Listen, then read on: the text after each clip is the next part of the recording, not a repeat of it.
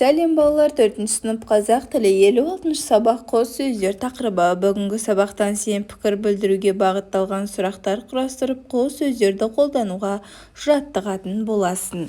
40-шы жаттығу. Мәтінді мұқият тыңда. Әке-шешем қойшы болды. Айдалада ақбоз үй. Айналаның бәрі бұйра-бұйра құм. Сексеуіл жусанды дала.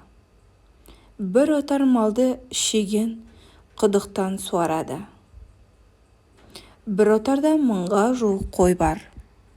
Құдықтың басындағы айналмалы ағаш шығыр арқылы түйеге арқан байлап қауға тартамын. Бір қауғаға 30 литрдей су сияды.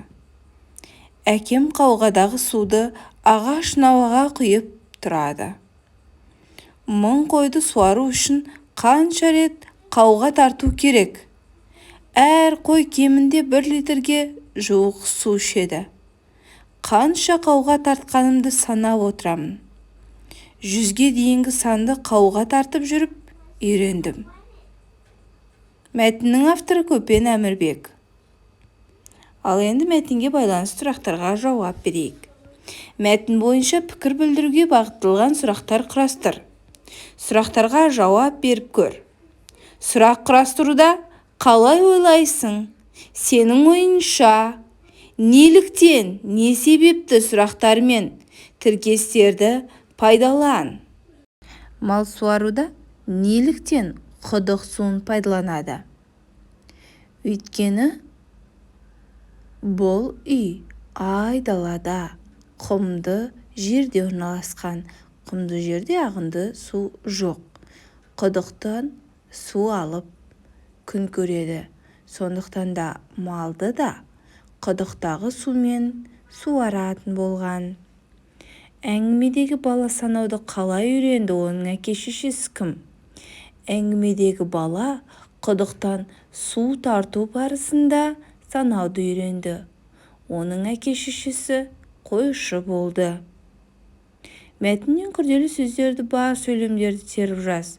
Күрделі сөздердің астын сыз. Әке-шешем қойшы болды. Мұндағы күрделі сөз әке-шешем. Айдалада ақбоз үй. Мұндағы күрделі сөз ақбоз. Айналаның бәрі бұйра-бұйра құм. Мұндағы күрделі сөз бұйра-бұйра сөзі. 41-ші жаттығу. Өлеңді оқы. Қора-қора қойы жатыр. Қарын-қарын майы жатыр. Түйе-түйе жүн жатыр. Ауыл-ауыл ел жатыр.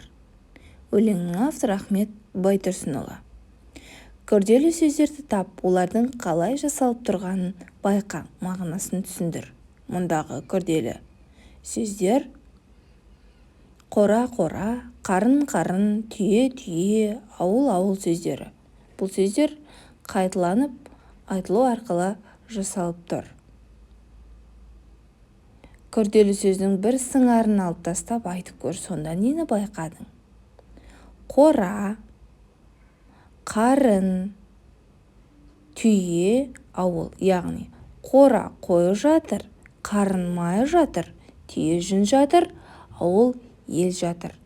Демек, мұндағы сөздер қайталанып айтылу арқылы көптік мағынаны білдіріп отыр екен. Ережені жаттап ал. Екі сөздің қайталануынан жасалған күрделі сөздерді қос сөздер деп атайды. Жазуда қос сөздің арасына дефис қойылады. Мысалы, мая-мая, әке-шеше, көре-көре, құрал-сайман сөздері. 42-ші жаттығу. Мақалды оқып жадқа жаз. Көре-көре көсем боларсың. Сөйлей-сөйлей шешен боларсың. Қос сөздердің астын сыз. Мақалдағы қос сөздер көре-көре, сөйлей-сөйлей сөздері. Қос сөздің бір сыңарын алып тастап, сөйлем мағынасын қандай өзгеріс болатынын тап. Көре көсем боларсың, сөйлей шешен боларсың. Әрине, қос сөздердің бір сыңарын алып тастағанда сөйлем мағынасы өзгереді. 43-ші жаттығу. Берілген қос сөздердің суреттегі қай мамандық иесіне қатысты екенін айт. Киім-кешек, көйлек-көншек, тіге-тіге сөздері тігінші мамандығына сәйкес келеді. Құрал-сайман сөзі дәрігер мамандығына сәйкес келеді.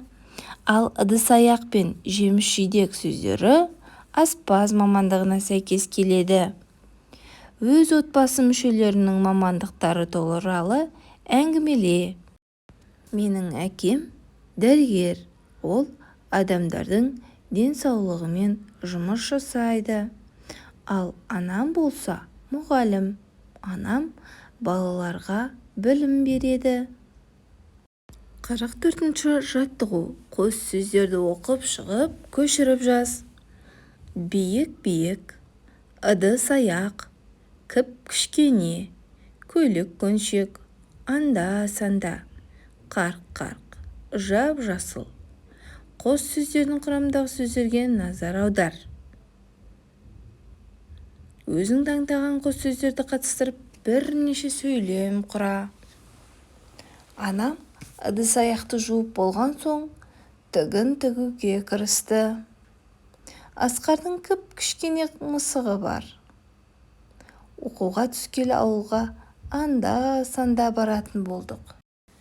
45-ші жаттығу. Қарамен жазылған сөздерді қос сөзге айналдырып, сөйлемді көшіріп жаз.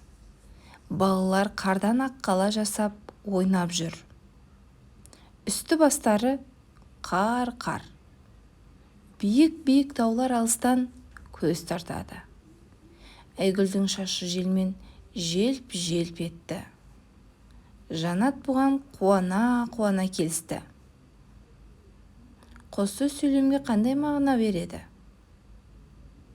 Қос сөзді құрап тұрған сыңарларды салыстыр. Қос сөз сөйлемге салыстырмалы, күшейтпелі, көптік мағынаны береді. Ал қос сөз құрап тұрған сыңары болса, дәл сол сөздің өзі, яғни қайталама қос сөз болып тұр. 46-ші жаттығу. Кестеге қара және түсіндір. Қайталама қос сөз. Бір сөздің қайталануынан жасалған қос сөздер. Мая-мая. Бірінші рет сыңарына қосымша жалғау арқылы жасалған қос сөздер. Бетпе-бет. Екі сыңарына да қосымша жалғау арқылы жасалған қос сөздер. Үйді үйімізге.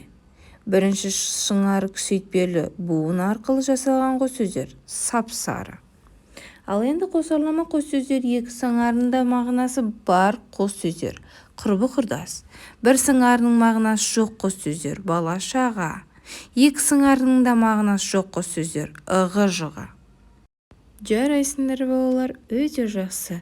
Бүгінгі сабақ түсінікті болса, видеоға лайк басып, каналға тіркеліп алыңдар.